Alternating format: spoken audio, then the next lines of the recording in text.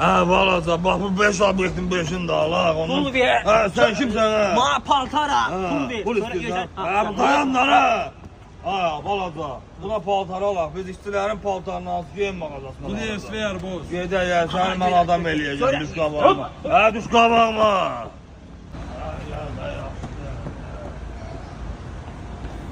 Buyurun müəllim, xoş gəlmisiniz. Bəri bax, bunun geyimlərini zadıb qəşəng geyindirin. Bir dayandana qoy paltarını alaq. Bunun qəşəng koftasıdır, şalvarıdır, ayaqqabısıdır. Nətər lazımdır, özünüz təmin edin, yaxşımı?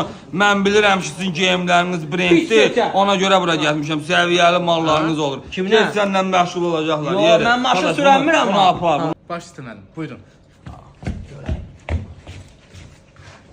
%100 enerji, bu nasıl bir sinerji? Tek tek ediyorum haterlarıma alerji. Umurumda mı değil hiç? Hanginiz ikinci? Allah'ın lütfu bana bitmeyen bu enerji. %100 enerji, bu nasıl bir sinerji? Tek tek ediyorum haterlarıma alerji. Ay sağ ol, mən bilirəm dana sən ara getmək lazımdır. Bu Lefiyar Azərbaycanın bir nömrəli yerli brendidir.